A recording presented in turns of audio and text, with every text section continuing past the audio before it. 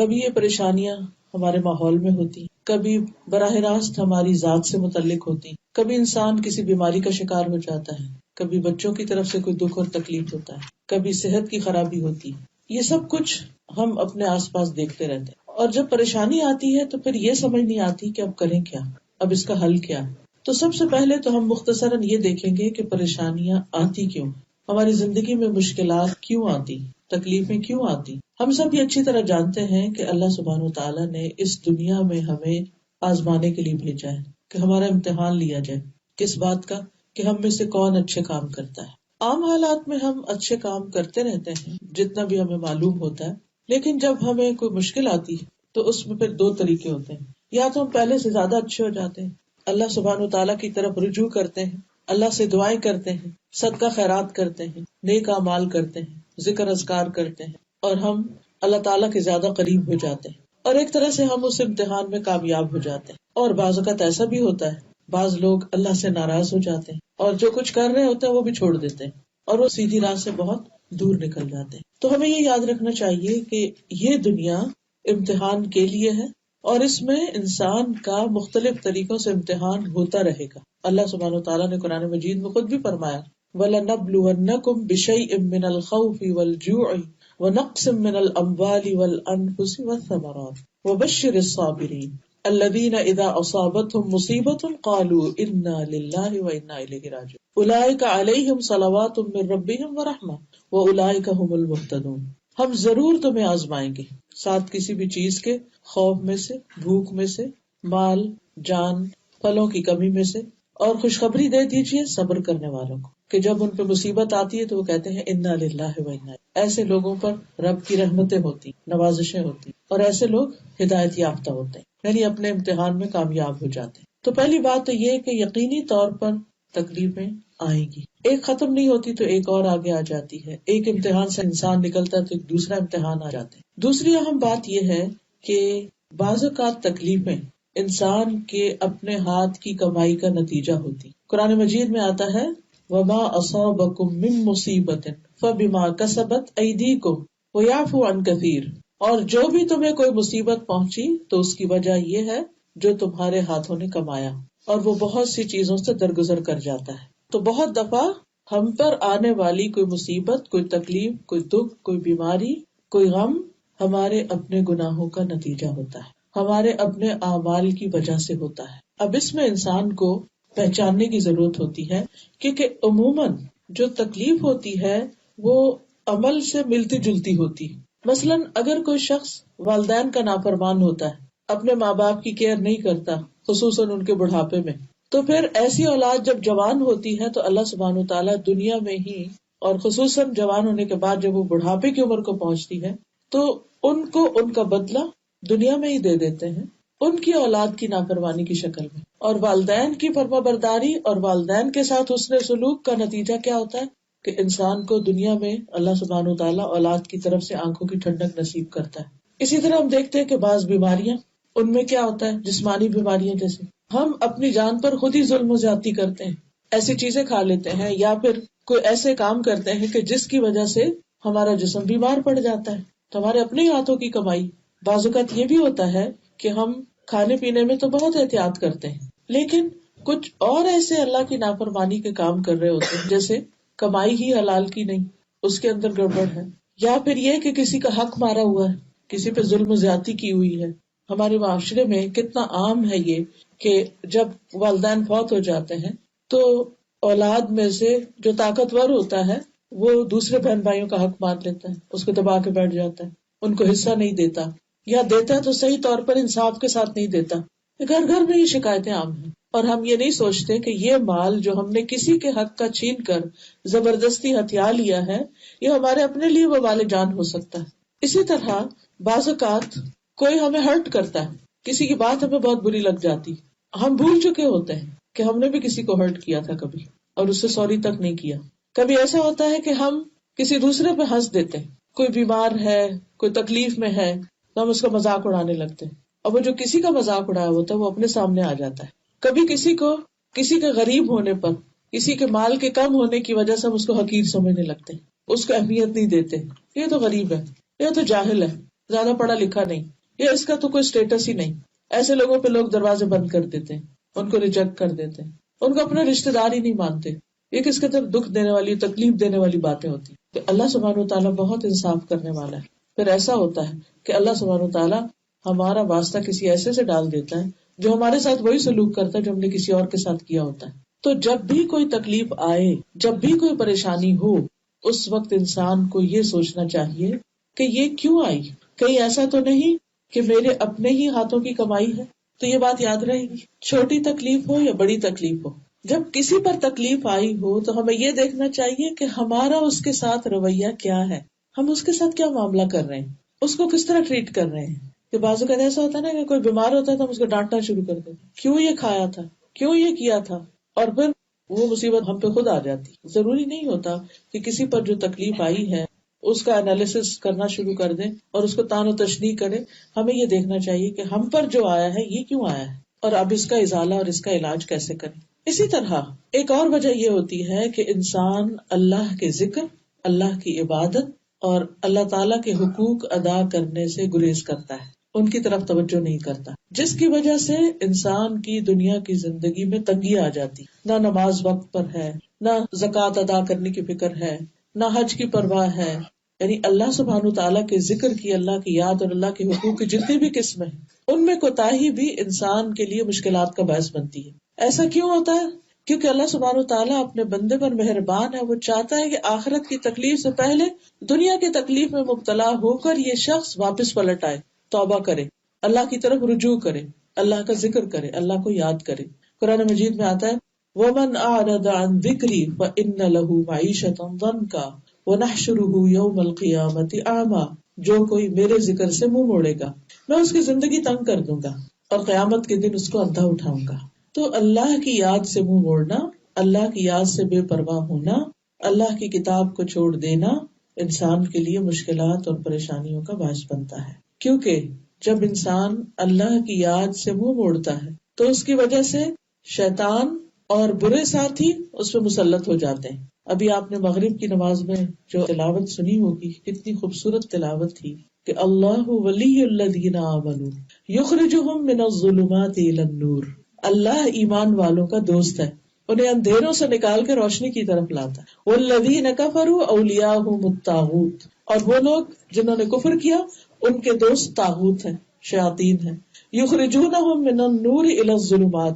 جو انہیں روشنی سے اندھیروں کی طرف لے جاتے ہیں، ہدایت سے گمراہی کی طرف لے جاتے ہیں. تو جو شخص اللہ کے ذکر سے منہ موڑتا ہے اللہ سبحانہ وتعالیٰ اس پر شیاطین کو مسلط کر دیتے ہیں. من یعش عن ذکر الرحمن نقیض له شیطانا فهو له قرین وانہم لیصدونہم عن السبیل ویحسبون انہم مہتدون. اور جو شخص رحمان کے ذکر سے آنکھیں بند کر لیتا ہے ہم اس پر ایک شیطان مسلط کر دیتے ہیں جو اس کا ساتھی بن جاتا ہے، اور بے شک وہ ضرور انہیں اصل راستے سے روکتے ہیں اور وہ سمجھتے ہیں کہ وہ سیدھی راہ پہ جا رہے ہیں. یہاں تک کہ جب وہ ہمارے پاس آئے گا تو کہے گا اے کاش میرے اور تیرے درمیان 2 مشرقوں کا فاصلہ ہوتا. بس وہ برا ساتھی ہے. اب دیکھیے کہ شیطان کے مسلط ہونے کی علامتیں کیا ہوتی ہیں کہ انسان کا نیکی کے کاموں میں دل نہیں لگتا، اس کا ذکر کی مجلسوں سے دل اچاٹ ہوتا ہے، قرآن پڑھنے کا دل نہیں کرتا، نماز میں دل نہیں لگتا، کوئی درس و تدریس کی مجلس ہو تو وہاں جانے کو دل نہیں کرتا. اور یہ تو وہ شیطانی اثر ہوتا ہے کہ جو ہمیں نظر نہیں آتا، جو ویزیبل نہیں ہوتا. بعض اوقات ایسا بھی ہوتا ہے کہ واقعی جنات جو ہیں وہ انسانوں پہ مسلط ہو جاتے ہیں، خاص طور پر اگر طہارت کا اہتمام نہ کیا جائے، پاکیزگی کا خیال نہ کیا جائے، پروٹیکشن کے لیے اذکار وغیرہ نہ پڑھے جائیں. کیونکہ جو ذکر ہوتا ہے نا، اس کے بارے میں حدیث میں آتا ہے کہ جب انسان ذکر کرتا ہے تو ایک محفوظ قلعے میں آ جاتا ہے، شیطان اس کے اوپر اثر نہیں کر سکتا. لیکن آپ دیکھیں ہر گھر میں کوئی نہ کوئی ایسی کہانی ہے، کہیں اس کے رشتے دار میں، کبھی کہیں بچے میں، کہیں بڑے میں، کہیں کیا ہے، اس پر سایہ ہے، اس پہ جادو ہے، اس پہ نظر ہے، اس پہ جن ہے. یہ کیوں ہے؟ انہیں کیسے ضرورت ہوگی کہ آئیں؟ اس کی وجہ کیا تھی؟ قرآن یہ بتاتا ہے جو رحمان کے ذکر سے غفلت برتتا ہے اس پر ہم شیطان مسلط کرتے ہیں اور وہ اس کا ساتھی بن جاتا ہے اور پیچھے پڑ جاتا ہے اس کے. اور ان سے بچنے کا طریقہ بھی کیا ہے پھر کہ ان سے انسان کیا کرے؟ اللہ کے ذکر سے مدد لے. پھر اسی طرح جب انسان اللہ کی عبادت سے روگردانی کرتا ہے تو انسان کی محتاجی اور فقر اس کے احساس میں اضافہ ہو جاتا ہے کہ میرے پاس کچھ نہیں. ہوتے ہوئے بھی انسان کے اندر مالی محتاجی اور کمی کا ایک خوف لاحق ہو جاتا ہے اس کو. ابو ہریرہ کہتے ہیں کہ رسول اللہ صلی اللہ علیہ وسلم نے فرمایا، اللہ تعالیٰ فرماتے ہیں، حدیث قدسی ہے، اے ابن آدم، تم اپنے آپ کو میری عبادت کے لیے فارغ کر لو، میں تمہارے دل کو بے نیازی سے بھر دوں گا اور تمہارا فقر دور کروں گا، تمہاری محتاجی دور کروں گا. لیکن اگر تم ایسا نہیں کرو گے تو میں تمہارے دونوں ہاتھ کاموں میں مشغول کر دوں گا اور اس کے باوجود تمہارا فقر دور نہیں کروں گا. دو جابز کرنے کے باوجود، دن رات کام کرنے کے باوجود، قرضے ہیں کہ اتر نہیں رہے، ضروریات ہے کہ پوری نہیں ہو رہی، ہر وقت ایک خوف اور بے چینی مسلط ہے سر پہ کہ کیا بنے گا، ہمارا کیا بنے گا، بچوں کا کیا بنے گا. اور اس کے پیچھے بھی وجہ کیا ہوتی ہے جو عام طور پر ہم جان نہیں پاتے، کہ ہم اپنے فرائض میں، اپنی عبادات میں کمی کر رہے ہوتے ہیں. جب انسان اللہ کا حق دیتا ہے نا تو اللہ تعالیٰ اس بندے کے دل کے اندر ایک اطمینان اور ایک غنا پیدا کر دیتا ہے، تھوڑے میں بھی اس کو اطمینان نصیب ہو جاتا ہے اور اس کے لیے رزق کے دروازے بھی کھول دیتا ہے، کیونکہ ساری رزق کی کنجیاں تو اسی کے ہاتھ میں ہیں. وَلِلَّهِ خَزَائِنُ السَّمَاوَاتِ وَالْأَرْضِ، اللہ ہی کے پاس ہے، اللہ ہی کے لیے ہیں خزانے آسمان و زمین کے. وَعِندَهُ مَفَاتِحُ الْغَيْبِ لَا يَعْلَمُهَا إِلَّا هُوَ، اس کے پاس غیب کی کنجیاں ہیں جن کو اس کے سوا کوئی جانتا بھی نہیں، یعنی اس نے وہ کچھ رکھا ہوا ہے کہ جس کے بارے میں اس کے سوا کسی کو بھی نہیں پتا ان خزانوں کا. وَإِن مِّن شَيْءٍ إِلَّا عِندَنَا خَزَائِنُهُ وَمَا نُنَزِّلُهُ إِلَّا بِقَدَرٍ مَّعْلُومٍ، کوئی چیز ایسی نہیں کہ جس کے ہمارے پاس خزانے نہ ہو، ڈھیروں ڈھیر ہے، لیکن ہم اس کو ایک مخصوص اندازے اور ایک مقدار کے مطابق اتارتے ہیں. اللہ کے پاس کسی چیز کی کمی نہیں، کمی ہم میں ہے کہ ہم اس کی طرف سچے دل سے رجوع نہیں کرتے. پھر اسی طرح ایک حدیث سے یہ پتہ چلتا ہے کہ جو شخص صرف دنیا کی فکر میں مشغول رہتا ہے، اس کا ہم و غم اور پریشانی اور فکر ہر وقت دنیا دنیا دنیا ہے، تو اللہ تعالیٰ اس سے بے نیاز ہو جاتا ہے، کیونکہ وہ اللہ کو بلا کر صرف دنیا کا غلام بن جاتا ہے. نبی صلی اللہ علیہ وسلم نے فرمایا، جو اپنے غموں کو ایک ہی غم بنا لے، یعنی آخرت کا غم، آخرت کا فکر، تو اللہ تعالیٰ اس کے دنیا کے غموں سے اس سے کافی ہو جائے گا. یعنی جسے آخرت کا غم لگ جاتا ہے، اللہ تعالیٰ اسے دنیا کے غموں سے بے نیاز کر دیتے ہیں، اس کے دنیا کے غم دور کر دیتے ہیں، کیونکہ اس کو ایک بڑی فکر لگی ہوئی. تو یہ چھوٹی چھوٹی چیزیں اس کو بادر نہیں کرتی، وہ کہتا کوئی بات نہیں، یہ چیز نہیں ہے، یہ ختم ہو گیا، سب کچھ ختم ہونے والا ہے، سب جانے والا ہے. فکر کرنی چاہیے وہاں کی کہ وہاں کچھ نہ ہوا تو کوئی دینے والا نہیں ہوگا پھر.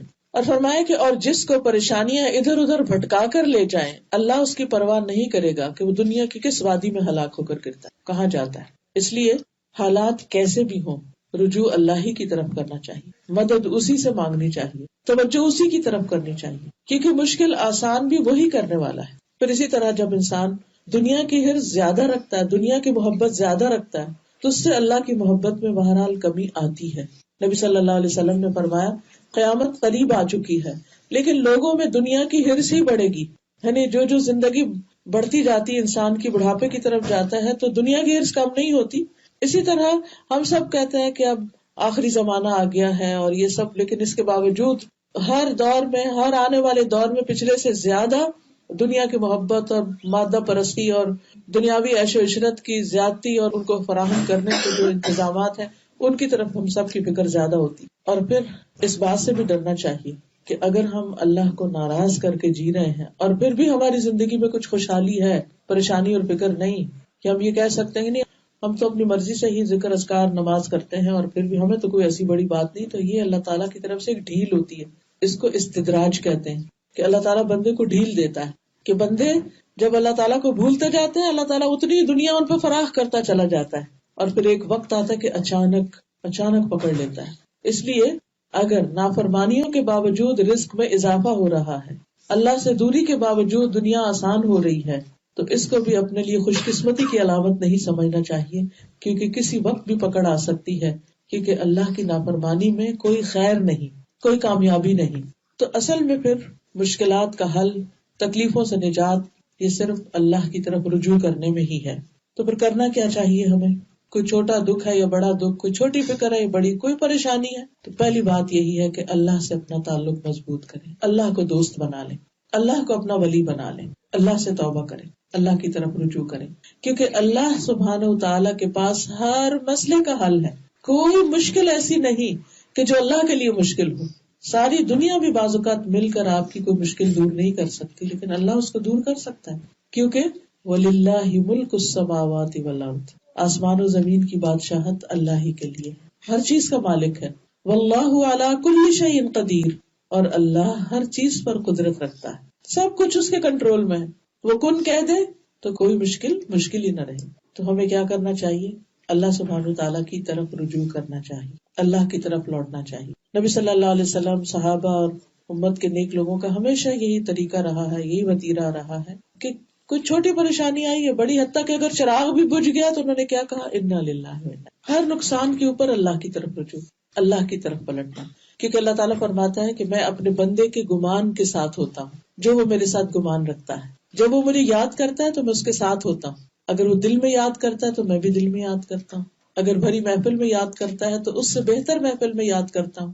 اگر وہ میری طرف ایک بالشت آتا ہے تو میں اس کی طرف ایک گز آتا ہوں، اگر وہ ایک گز میری طرف آتا ہے تو میں 2 گز اس کے قریب ہوتا ہوں، اگر وہ چلتا ہوا میری طرف آتا ہے تو میں دوڑتا ہوں اس کے پاس آتا ہوں. تو ضرورت اس بات کی ہے کہ ہم اللہ کی طرف پلٹیں، اس کی طرف رجوع کریں اور اپنی حاجتیں، اپنی مشکلات، اپنے دکھ اللہ کے سامنے رکھیں. ہم عام طور پر بندوں کے سامنے رکھتے اور ہر ایک کو اپنی داستان سناتے رہتے جہاں موقع مل جائے، لیکن اللہ کے سامنے نہیں رکھتے اس طرح جس طرح رکھنے کا حق. اور ہوتا پتہ کیا ہے، جب ہم 10 لوگوں کو کہانی سنا چکے ہوتے ہیں نا تو تھوڑا ہمارا دل سکون میں آ جاتا ہے، تو پھر وہ دعا مانگنے میں وہ لذت ہی نہیں رہتی. لیکن اگر وہ بھرے ہوئے دل کے ساتھ ہم اللہ کی طرف رجوع کریں تو آپ دیکھیں آپ کی آنکھیں بھی بہنے لگیں گی، آنسو آنے لگیں گے اور آپ کے دل سے دعائیں نکلیں گی وہ پوری سسکیوں کے ساتھ. اور اس وقت جو آپ کو راحت اور سکون ملے گا وہ کسی انسان سے بات کر کے نہیں ملے گا، کیونکہ بندوں سے جب انسان بات کرتے ہے یہ خوف بھی ہوتا ہے کہ پتہ نہیں یہ کیا سمجھ رہا ہے یا کسی اور کو بتا دے گا. اور خاص طور پر جب ہمیں اس کی طرف سے وہ رسپانس نہ ملے جو ہم ایکسپیکٹ کر رہے ہوتے ہیں. اور آپ نے کئی دفعہ تجربہ کیا ہوگا کہ بھلے آپ اپنی تکلیف دکھ اپنی ماں کو بھی بتائے نا کبھی، تو وہ پوری طرح نہیں سمجھ پاتی کہ بچہ کہنا کیا چاہ رہا ہے، کیونکہ بعض اوقات ہمیں بتانا بھی نہیں آ رہا ہوتا، ہم کچھ اور بتا رہے تھے وہ کچھ اور سمجھ رہے ہوتے ہیں، اور بعض اوقات سن کے ڈانٹنا بھی شروع کر دیتے. اور بعض اوقات وہ بیزار بھی ہوتے ہیں کہ جیسے ہسبینڈ ہے، اگر ہر وقت آپ اپنا رونا دھونا ان کو سنائے تو کیا جواب ملتا پھر. اسی طرح بہن بھائی ہیں، وہ بھاگنا شروع ہو جاتے ہیں، ایسے شخص سے سب اوائڈ کرنے لگتے ہیں. تو بندوں سے جب ہم مانگتے ہیں، بندوں کے آگے دکھ رکھتے ہیں تو وہ ہم سے بھاگتے ہیں، لیکن اللہ سبحانہ و تعالیٰ کے سامنے جب ہم دکھ رکھتے ہیں تو ہم سے راضی ہوتے ہیں کہ میرا بندہ میری طرف پلٹا ہے. اور مقصد بھی یہی ہوتا ہے، اللہ تعالیٰ آزمائش میں ڈالتے بھی اس لیے تاکہ بندہ رب کی طرف لوٹ آئے. اور پھر امن یجیب المضطر اذا دعاہ ویکشف السوء، بھلا کون ہے جو لاچار کی فریاد رسی کرے جب وہ اسے پکارے اور اس کی تکلیف دور کر دے. اللہ کے سوا کون ہے؟ کوئی بھی نہیں، کوئی کر بھی نہیں سکتا.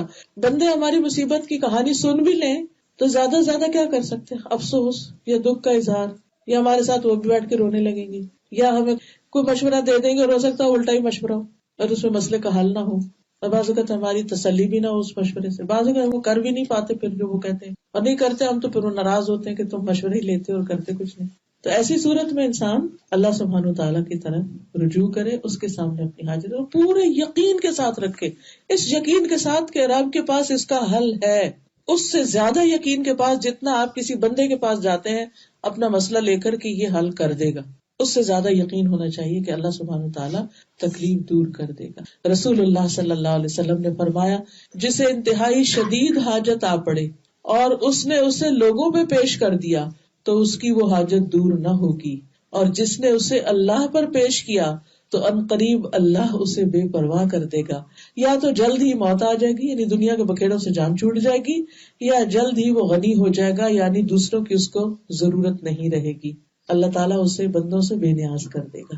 لیکن اگر بندوں کے پاس ہی جاتے رہے تو پھر اللہ بندوں ہی کے حوالے کر دے گا. یعقوب علیہ السلام کے بارے میں آتا ہے کہ جب ان کو یہ خبر دی گئی کہ یوسف علیہ السلام جو ان کے بہت ہی پیارے بیٹے تھے، جن سے بہت محبت کرتے تھے وہ، کہ ان کو بھیڑیا نے کھا لیا ہے، جھوٹی موٹی خبر تھی، تو انہوں نے نہ بچوں سے ناراضگی کا اظہار کیا، نہ ان کے سامنے اپنا رونا رویا، کچھ نہیں. اللہ سبحانہ تعالیٰ کی طرف رجوع کیا. فصبر جمیل واللہ المستعان، میں صبر کروں گا اور بہت خوبصورت صبر، اور اللہ ہی مدد کے لیے کافی. واللہ المستعان، اللہ ہی ہے جسے مدد چاہی جاتی. اور پھر کیا کہتے ہیں، انما اشکو بثی وحزنی الی اللہ، میں اپنے غم اور دکھ کی فریاد اللہ کے سامنے رکھتا ہوں، کیونکہ جو ہونا تھا ہو گیا. یوسف کے ساتھ جو بھی کیا انہوں نے، اب بچوں کو ڈانٹ کر اور دوسرے بچوں سے صرف ناراض ہو کر اور روز ایک غم غصے کا اظہار کر کے مسئلہ تو حل نہیں ہوگا. تو گھر کے چین کو بھی نہیں برباد کیا، لیکن ایک چھوٹا سا جرم نہیں تھا جو بھی انہوں نے کیا، واپس ساتھ نہیں لے کر آئے. اور انہیں پتا تھا کہ باپ کو وہ کتنے عزیز ہیں، لیکن ان کا حسن سلوک آپ دیکھیے. لیکن اللہ کے آگے گڑ گڑاتے رہتے ہیں، اللہ سے رو رو کر دعائیں کرتے ہیں. اور کس طرح اللہ سبحانہ وتعالیٰ نے کئی سالوں کے بعد ان کو جب واپس ملایا تو کتنے اچھے حال میں ملایا، کہاں پر ملایا. تو جب انسان مشکل اور تکلیف کے وقت اللہ کے سامنے گڑ گڑاتا نہیں تو اس کا نقصان یہ ہوتا ہے کہ بندے کا دل پھر سخت ہو جاتا ہے، بعض اوقات مصیبت کا عادی ہو جاتا ہے، اور بعض اوقات ادھر ادھر باتیں کر کے پریشان ہو کر پھر اپنے آپ کو نقصان دیتا ہے. اور پھر جب آپ اللہ سے دعا کر لیں پھر اللہ پہ بھروسہ بھی کریں اور انتظار بھی کریں. قرآن مجید میں آتا ہے وَمَن يَتَوَكَّلْ عَلَى اللَّهِ فَهُوَ حَسْبُهُ إِنَّ اللَّهَ بَالِغُ أَمْرِهِ قَدْ جَعَلَ اللَّهُ لِكُلِّ شَيْءٍ قَدْرًا. اور جو اللہ پہ بھروسہ کرے گا تو اللہ اس کے لیے کافی ہے. اللہ اپنا کام پورا کر کے رہتا ہے، بلا شبہ اللہ نے ہر چیز کا اندازہ مقرر کر رکھا ہے. اللہ کو زیادہ پتا ہوتا ہے کہ کون سا کام کس وقت ہونا چاہیے. بعض اوقات بچوں کی شادی نہیں ہوتی مثلا، ہمارے بہت ہی پریشان رہتے ہیں، وہ کہتے ہیں ہمیں نیند نہیں آتی، ہمیں چین نہیں آتا، اور روز گھر میں ایک ہنگامہ، اور جس بچے کے ساتھ وہ مسئلہ ہوتا ہے وہ بھی پریشان رہتی ہے. دعائیں بھی بہت ہو رہی ہوتی، سب کچھ ہو رہا ہوتا ہے، کوشش بھی ہو رہی ہوتی، اس کے باوجود ایک چیز نہیں ہو کے دیتی، کیونکہ اللہ کو پتا ہے کہ اس کے لیے رائٹ ٹائم کون سا ہے. ہو سکتا ہے اس سے پہلے وہ چیز ہو تو وہ اس کے حق میں بہتر نہ ہو. اس کی حکمت اللہ ہی کو پتا ہوتی. کسی دعا کے سننے میں یوسف علیہ السلام کے والد جو تھے یعقوب علیہ السلام، وہ اللہ کے نبی تھے، اور کیا وہ دعائیں نہیں کرتے؟ وہ دعائیں کرتے تھے، لیکن وہ دعا کب قبول ہوئی؟ 30 سال کے بعد. تو بعض چیزوں کو وقت لگ جاتا ہے، تو انسان کو مایوس نہیں ہونا چاہیے، دعائیں کرتے رہنا چاہیے، کیونکہ دعا عبادت ہے. ہم دعا کی شکل میں اٹھتے بیٹھتے چلتے پھرتے کہ عبادت کر رہے ہوتے ہیں. اور یہ تو ایک حقیقت ہے نا، جتنا ہم دکھ میں اچھی طرح اللہ کو پکارتے ہیں، خوشی میں نہیں پکارتے، بھول ہی جاتے. تو اس کو ایک موقع سمجھیے اللہ کے قریب ہونے کا. پھر اسی طرح دوسری چیز، دوسرا کام جو کرنے کا ہے وہ ہے نمازوں کی حفاظت. نبی صلی اللہ علیہ وسلم پر جب کوئی تکلیف پریشانی آتی سب سے پہلے اللہ کی طرف رجوع کرتے. کس شکل میں؟ نماز کی شکل. نماز کے لیے دوڑتے. کوئی بھی مشکل ہو، کوئی فوت ہو جائے، کوئی بیماری آ جائے، کوئی پریشانی آ جائے، نفل پڑھے، اللہ سے دعا کریں. اور پھر خاص طور پر فرض نمازوں کی حفاظت. فرض نمازوں کی حفاظت. اب دیکھیے کہ بعض لوگ جان بوجھ کے دیر سے اٹھتے ہیں، خاص طور پر سمر میں. 7 بجے کا الارم لگا ہوا، چاہے سورج 6 بجے نکل آیا، نہیں ہم نے تو اپنی نیند پوری کرنی، اٹھ کے قضا پڑھ لیں گے. انہوں نے قضا کو ایسا بنایا ہوا جیسے ادا ہو، روٹین میں نماز قضا کرتے ہیں اور جان بوجھ کے کر رہے ہوتے ہیں. ہر روز اللہ کی نافرمانی سے دن کا آغاز ہو رہا ہے تو کیا اس میں شامت نہیں آئے گی؟ اگر آپ کا بچہ ہر روز اسکول لیٹ جائے، ہر روز لیٹ جائے اور ایک پورا پیریڈ قضا کر دے ہر روز، تو کوئی پوچھے گا نہیں؟ اس کا کوئی نقصان نہیں ہوگا؟ آپ کو نہیں وہ ہم لے لیں گے کام اور گھر میں شام کو کر لے گا. نہیں، ہر کام کا ایک وقت ہوتا ہے، اور اگر وہ کام اس وقت پر نہ کیا جائے تو اس کے وہ نتائج نہیں نکلتے. تو دن کا آغاز اللہ کے ذکر سے. رسول اللہ صلی اللہ علیہ وسلم نے فرمایا جب تم میں سے کوئی سو جاتا ہے تو شیطان اس کے سر کے پچھلے حصے پر 3 گریں لگاتا ہے. ابھی کس قسم کی تھی ہمیں نہیں پتا، لیکن بہرحال کیونکہ اللہ کے رسول صلی اللہ علیہ وسلم فرمایا تو یہ بالکل سچ ہی ہے. اور پھر ہر گرہ پر تھپکی دیتا ہے تم پر ایک بہت لمبی رات ہے، سو جاؤ سو جاؤ. یعنی انسان جب اٹھنے کی کوشش بھی کرتا ہے تو پھر تھپکا دیتا ہے، پھر نیند آ جاتی ہے.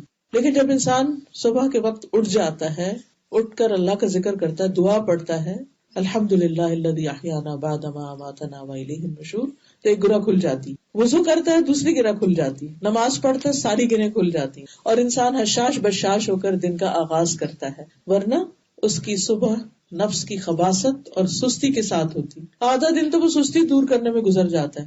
وہ کیا پروڈکٹیو، وہ کیا کام کرے گا جس کا آدھا دن دماغ ہی حاضر نہیں ہے. کیونکہ جتنا انسان لیٹ اٹھتا ہے نا تو اتنا ہی پھر اس کو صحیح معنوں میں اس کا دماغ جاگنے میں اور اس کو کام میں آنے میں ٹائم لگتا ہے.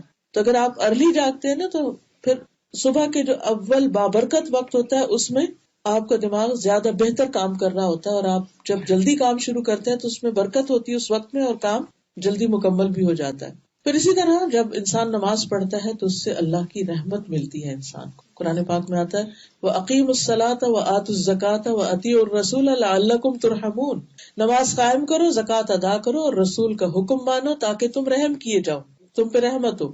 تو نماز کی ادائیگی اللہ سبحانہ وتعالیٰ کی رحمت حاصل کرنے کا ذریعہ ہے. رسول اللہ صلی اللہ علیہ وسلم نے فرمایا جب تم میں سے کوئی آدمی نماز کے لیے کھڑا ہوتا ہے تو رحمت الہی اس کی طرف متوجہ ہو جاتی، یعنی اللہ سبحانہ وتعالیٰ اس بندے کی طرف توجہ فرماتے ہیں. جب انسان نمازوں کی حفاظت کرتا ہے تو اسے اللہ کی حفاظت ملتی ہے. نبی صلی اللہ علیہ وسلم نے فرمایا احفظ اللہ یحفظک، احفظ اللہ تجدہ تجاہک. اللہ کی حفاظت کرو مطلب کیا کہ اللہ کے احکام کی حفاظت کرو، اللہ تمہاری حفاظت کرے. اللہ کی حفاظت کرو یعنی اللہ تعالیٰ کے احکامات مانو، تم اسے اپنے سامنے پاؤ گے، یعنی مدد جلدی آئے گی. نبی صلی اللہ علیہ وسلم نے فرمایا جان بوجھ کے نماز نہ چھوڑا کرو، اس لیے کہ جو شخص جان بوجھ کے نماز چھوڑتا ہے اس سے اللہ کی ذمہ داری ختم ہو جاتی ہے. شیطان اس پہ آ کے حملہ کرے، کوئی اور بلا اس پہ آ کے حملہ کرے، وہ جانے اور اس کا کام جانے. تو خصوصاً فجر کی نماز پڑھنے والا دن بھر اللہ کی حفاظت میں رہتا ہے، شر سے بچا رہتا ہے. حدیث میں آتا ہے، ابن ماجہ کی روایت ہے، جس آدمی نے صبح کی نماز پڑھی وہ اللہ کی ذمہ داری میں ہے. پھر اسی طرح نوافل کی کثرت جو ہے اس سے اللہ کی مدد آتی ہے. فرض نمازوں کے علاوہ، فرض نمازوں کے ساتھ بھی، اور اس کے علاوہ جیسے تہجد کے نوافل ہیں یا اشراق اور چاشت کے نوافل ہیں، یہ انسان کے لیے دن بھر کی ساری ضروریات کے لیے کافی ہو جاتے ہیں. حدیث میں آتا ہے اللہ تعالیٰ فرماتے ہیں، اے ابن آدم تو دن کے پہلے حصے میں میری رضا کے لیے 4 رکعتیں پڑھ لے، میں اس دن کے آخری حصے تک تیری کفایت کروں گا، تیری ضروریات پوری کر دوں. اور دن کا پہلا حصہ کون سا ہے؟ جب سورج نکلنے کے 15 منٹ بعد سے لے کر زوال سے 15 منٹ پہلے تک، یعنی ظہر کی نماز سے 15 منٹ پہلے تک.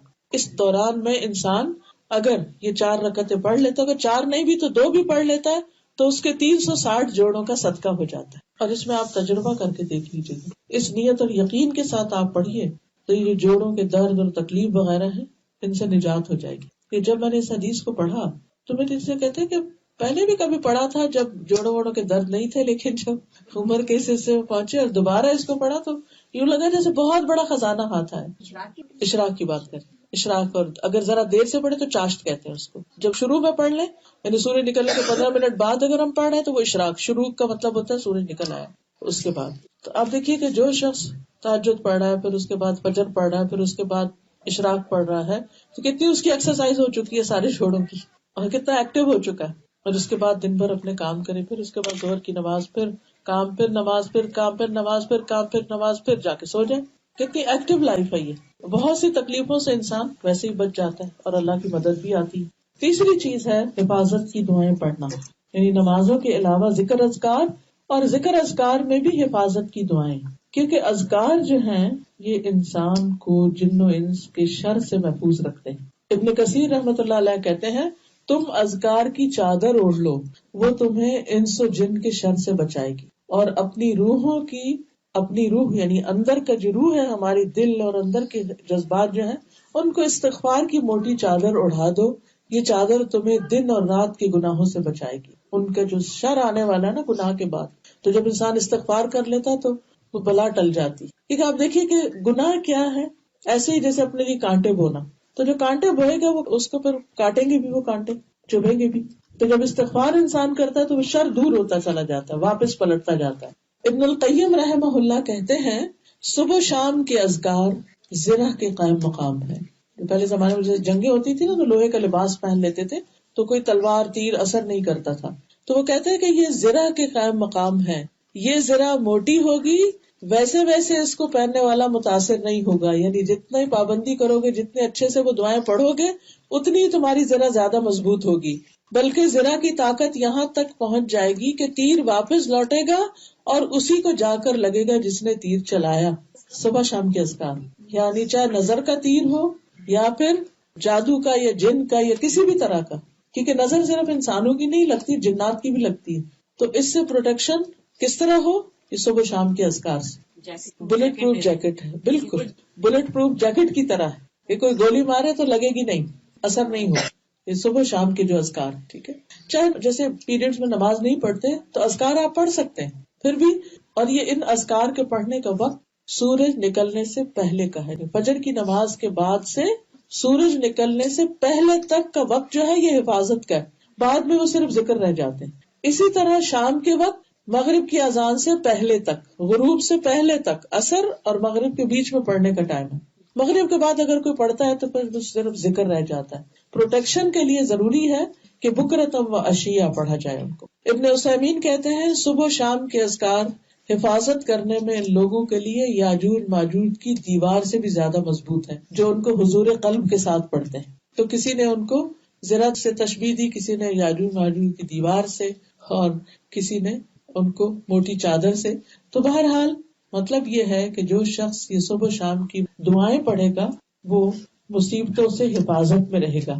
خصوصاً یہ دعا، بسم اللہ الذی لا یضر مع اسمہ شیء بالارض ولا فی السماء وهو السمیع العلیم. 3 دفعہ صبح اور 3 دفعہ شام. عثمان بن عفان کہتے ہیں کہ میں نے رسول اللہ صلی اللہ علیہ وسلم سے سنا، آپ فرماتے تھے جس نے شام کو 3 بار یہ دعا پڑھ لی اسے صبح تک کوئی مصیبت اچانک نہیں آئے گی، اور جس نے صبح کے وقت یہ پڑھ لی اسے شام تک کوئی اچانک مصیبت نہیں آئے گی. راوی کہتے ہیں کہ اس حدیث کے روایت کرنے والے ابان کو فالج ہو گیا، تو جن کو وہ حدیث سنا رہے تھے وہ حیرانی سے دیکھ رہے تھے کہ آپ مجھے تو یہ سنا رہے ہیں تو آپ کو کیسے فالج ہو گیا. تو انہوں نے کہا کہ مجھے کیا دیکھتے ہو، اللہ کی قسم میں نے عثمان رضی اللہ عنہ پر جھوٹ نہیں بولا، اور عثمان رضی اللہ عنہ نے نبی صلی اللہ علیہ وسلم پر جھوٹ نہیں بولا، یعنی روایت بالکل سچی ہے. لیکن جس دن مجھے یہ فالج ہوا اس دن میں غصے میں تھا اور یہ کلمات پڑھنا بھول گیا تھا. بعض اوقات ایسا ہوتا ہے نا کہ صبح کے وقت بہت جلدی جلدی میں کام ہوتے ہیں اور ہم بچوں کو بھی ڈانٹ رہے ہوتے ہیں، جلدی اٹھا رہے ہوتے ہیں نماز کے لیے، ان کو بھی بار بار اٹھاتے اپنے اذکار کا وقت نکل جاتا ہے. تو ان کے ساتھ بھی کچھ ایسا ہوا کہ وہ ان کے ذہن سے ہی نکل گیا. اسی طرح ابو ہریرہ کہتے ہیں کہ ایک آدمی نے نبی صلی اللہ علیہ وسلم کی خدمت حاضر ہو کر عرض کیا، اے اللہ کے رسول مجھے رات بچھو نے کاٹ لیا تھا. آپ نے فرمایا اگر تم شام کے وقت اعوذ بکلمات اللہ التامات من شر ما خلق پڑھ لیتے تو تمہیں یہ تکلیف نہ پہنچاتا.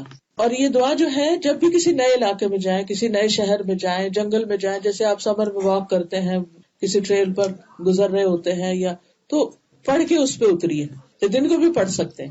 پھر اسی طرح نبی صلی اللہ علیہ وسلم نے فرمایا جو شخص دن میں 100 مرتبہ یہ دعا پڑھے گا، لا الہ الا اللہ وحدہ لا شریک لہ لہ الملک ولہ الحمد وہو علی کل شیء قدیر، تو اسے 10 غلام آزاد کرنے کے برابر ثواب ملے گا. 100 نیکیاں اس کے نام اعمال میں لکھی جائیں گی، 100 برائیاں اس سے مٹا دی جائیں گی. اس روز دن بھر یہ دعا شیطان سے اس کی حفاظت کرتی رہے گی یہاں تک کہ شام ہو جائے، اور کوئی شخص اس شخص سے بہتر عمل نہیں لے کر آئے گا مگر وہ جو اس سے زیادہ یہ دعا پڑھے. یعنی اس کا نامہ اعمال سب سے خوبصورت اور سب سے وزنی اور سب سے بہترین ہوگا قیامت کے دن. اسی طرح صبح شام آیت الکرسی پڑھنا، یعنی ویسے تو ہم ہر نماز کے بعد پڑھتے ہیں، لیکن مغرب سے پہلے جیسے اذکار کے ساتھ اگر ہم پڑھ لیں تو یہ صبح شام آیت الکرسی پڑھنے والا جو ہے وہ اللہ کی پناہ میں رہے گا. صبح پڑھے تو شام تک، شام کو پڑھے تو صبح تک. پھر اسی طرح قل هو اللہ احد، قل اعوذ برب الفلق، قل اعوذ برب الناس 3 بار. جو شخص 3 بار یہ تینوں کل پڑھ لیتا ہے تو اس کے بارے میں ایک روایت میں آتا ہے، معاذ کہتے ہیں کہ ہم ایک بارش والی سخت اندھیری رات میں نکلے، ہم رسول اللہ صلی اللہ علیہ وسلم کو ڈھونڈ رہے تھے تاکہ وہ ہمیں نماز پڑھائیں. چنانچہ ہم نے آپ کو ڈھونڈ لیا تو آپ نے فرمایا کیا تم نے نماز پڑھ لی؟ تو معاذ کہتے ہیں میں چپ رہا. آپ نے فرمایا کہو، تو بھی میں کچھ نہ بولا. آپ نے فرمایا کچھ کہو، پھر بھی میں چپ رہا. یعنی ایک طرح سے مجھے خوف اور دہشت اور ڈر سا تھا میرے اوپر. پھر آپ نے فرمایا کہو، تو میں نے عرض کیا اللہ کے رسول میں کیا کہوں؟ آپ نے فرمایا قل